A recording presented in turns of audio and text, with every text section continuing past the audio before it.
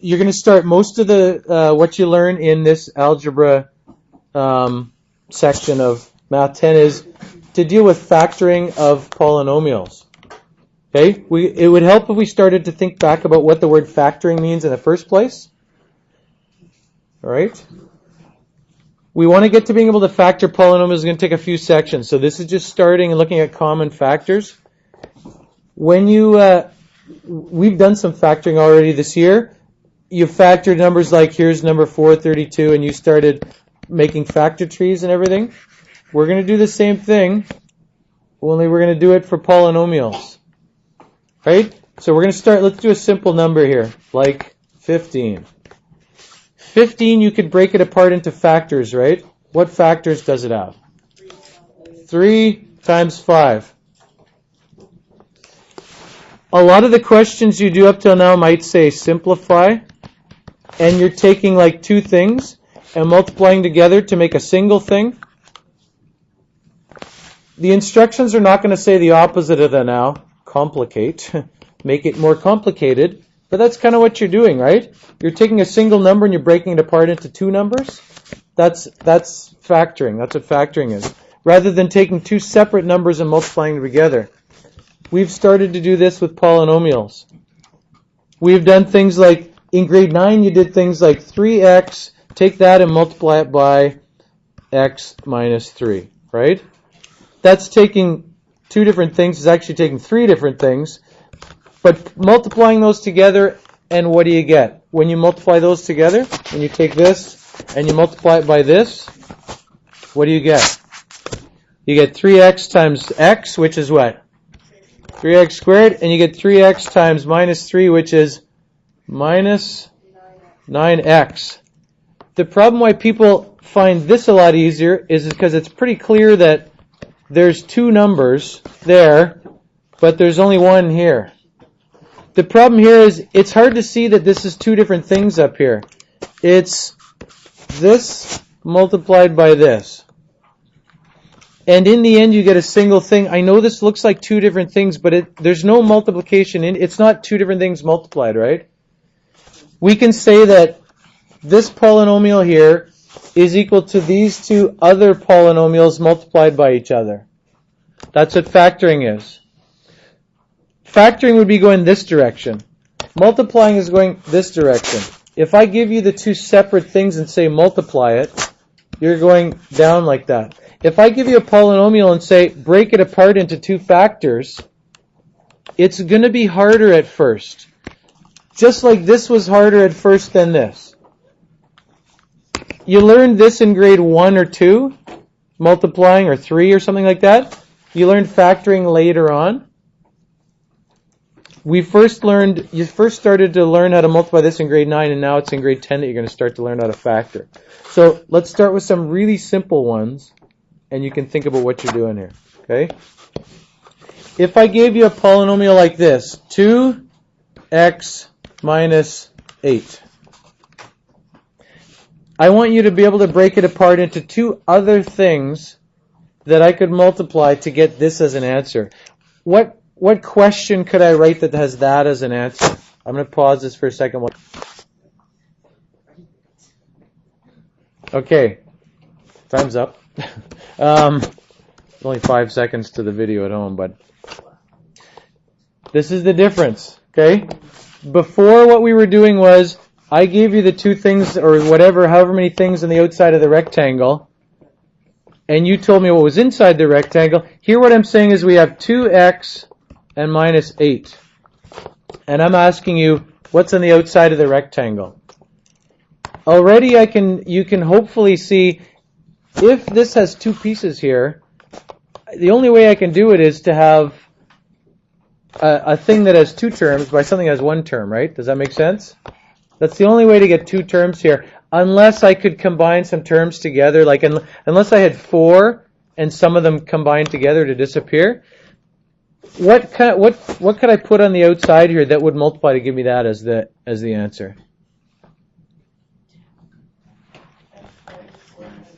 X minus 4 times 2. Is there anything else I could do? No. Not really. Those are the only two things for this. Sometimes there's going to be more than one thing, but for this, that's the only thing it can be. I'm not telling you this because I want you to know how to do that right now. You're going to know how to do that. I'm telling you this because I want you to know before we start what you're doing. You're basically taking, when someone taught you how to factor, they might have told you in grade 3 or 4 saying, we're going to factor now. It's like if I give you 15 and you tell me, come up with a question, right? That's how you could tell somebody initially who doesn't know what the word factoring means. You could say, I give you a number like 6, and you tell me what things multiply to give you 6. Oh, look, like 2 times 3 or whatever, right? That's what we're doing here. I'm giving you a polynomial, and you're trying to write it as factors.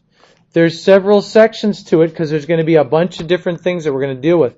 But in the first section, the first factoring section, 5.2, what you're looking at is, I give you a polynomial. It's going to have 2 or more terms, but it's only going to be one term times however many terms.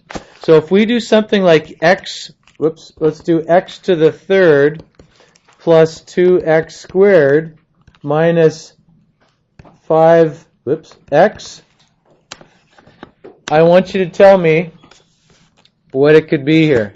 In this section, you're going to be looking for,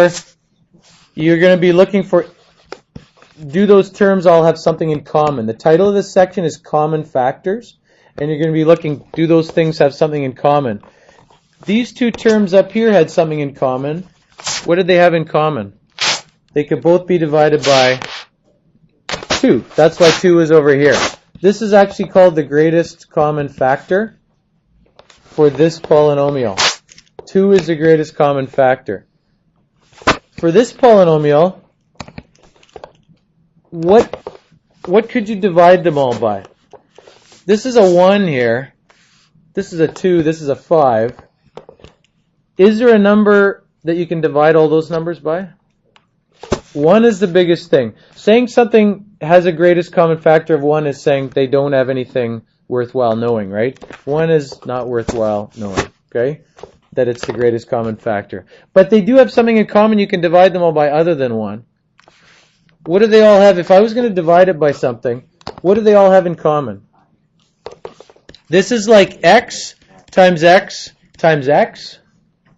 This is like 2 times x times x. And this is like 5 times x. They don't all have a number in common, but what do they have in common? They all have at least one x. This thing has 1x, this thing has 2x, this thing has 3. They all have at least 1x. All have at least 1x. At least x, right? So what I could split this up into is I could do this. I can say, I have an x here, and then I'm just thinking, what do I have left? If this were my 3 terms here, minus 5x, what would be on this side? First of all, how many pieces would I have there? How many terms would be on this side? If the answer that I started with has 3 terms, how many terms would be over here? 3 terms. There's got to be 3 terms there. We got to have a single term times 3 terms here. What would this be? It's got to be, right? This has got to be x squared. What would that be? It has to be 2x because I got an x over there. And what would this be right here? It's got to be minus 5, right? So what you're saying is you're factoring this single polynomial into 2 things. Here's your factor tree. One of the factors is x. One of the factors is x squared plus 2x minus 5. Sometimes people don't like this because factors look like really big complicated things. If you wanted to write it in factored form, you'd put x, and you'd learn how to write an x before trying to write one. And then you'd put x squared plus 2x, minus 5. Having troubles. You're saying it's this times this, that big factor right there. This is the greatest common factor, GCF, of those 2 polynomials. Okay? Both of the things I've shown you have had a single thing as the greatest common factor.